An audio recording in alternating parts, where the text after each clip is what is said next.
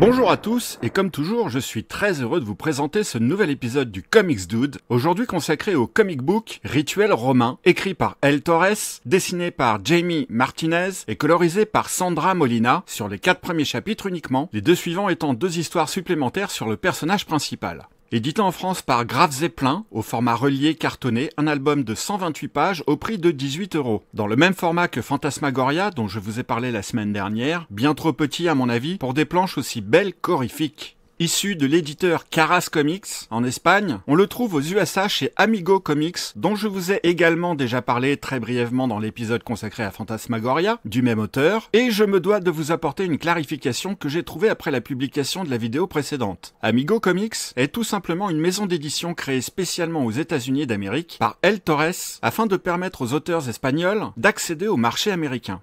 L'histoire s'ouvre sur un exorcisme en Colombie où le père Brennan libère une jeune fille possédée. Elle révèle que la possession n'était qu'une diversion, le véritable plan étant en cours au cœur du Vatican où le meurtre violent d'un cardinal remet en cause la sécurité du Saint-Siège. Ce crime étant clairement un acte démoniaque, l'archevêque n'a pas d'autre choix que de rappeler le père Brennan, qui fut excommunié pour son comportement peu orthodoxe, mais qui reste à ce jour le meilleur exorciste de l'église. L'univers graphique et narratif est clairement inspiré du classique de l'horreur, L'Exorciste.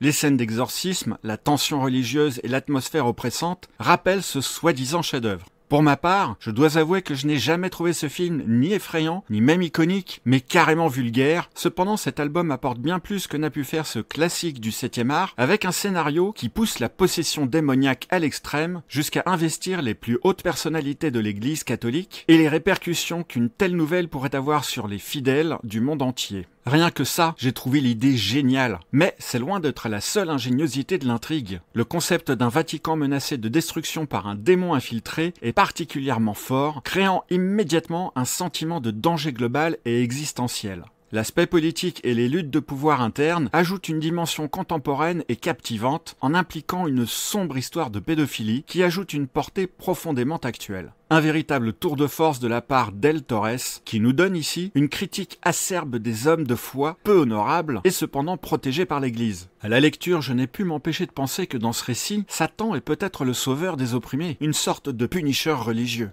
Le récit principal de cet album tient en 4 chapitres. 2 autres histoires courtes secondaires, notamment sur le passé du père Brennan, viennent compléter cet ouvrage, mais celles-ci ont été jugées moins marquantes par certains lecteurs. Le trait de James Martinez est réaliste et expressif, et l'omniprésence des couleurs sombres de Sandra Molina renforce l'atmosphère macabre et angoissante. Pour autant, je vais faire mon gros lourdeau en pointant ce que je considère être un faux raccord au tout début de l'ouvrage durant le premier exorcisme. La victime semble ici avoir perdu beaucoup de sang étant possédée, qui semble avoir disparu une fois l'exorcisme réalisé. Peut-être qu'elle en a récupéré une grande partie, et c'est sans doute le cas, sinon comment pourrait-elle survivre? Tout comme il semble qu'elle ait d'une part ravalé son vomi, et d'autre part, aucune séquelle de ses contorsions durant sa possession. En même temps, je n'y connais rien en exorcisme, mais j'avoue que je me demande parfois si cela ne serait pas plus efficace que mes séances chez mon ostéopathe pour soigner mon lumbago.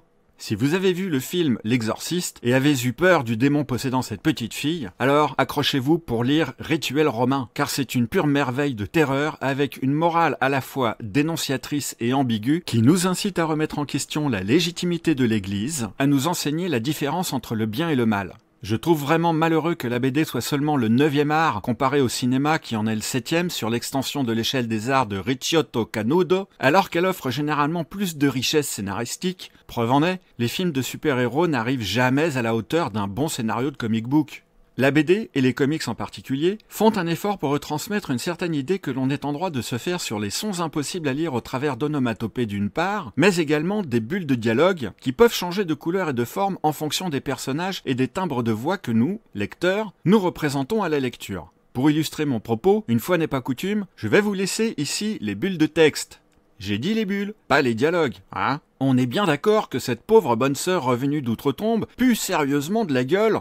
Eh bien ça, on ne l'a pas au cinéma. Ce qui m'amène à une dernière réflexion que je me fais que maintenant en traitant les images. Il eût été marrant de voir le prêtre retenir un haut le cœur à la proximité de l'odeur nauséabonde, non? Certes, ce n'est pas dans l'intention générale du récit, mais sans en faire des tonnes et avec subtilité, il me semble qu'un peu d'humour aurait été le bienvenu, non? Mais cela n'engage que moi, je ne me suis pas plaint à la lecture, ni pour ce récit, ni pour Phantasmagoria d'ailleurs. Si mon contenu vous a plu, soyez sympa de me laisser un petit pouce, et si ce n'est pas encore fait, abonnez-vous. Un commentaire est également le bienvenu, c'est pour moi une vraie récompense pour le travail fourni à chaque fois. Vous pouvez également partager ma vidéo pour toucher un plus large public. Encore merci pour votre attention, et n'oubliez pas de prendre le temps de lire, et de lire en prenant votre temps.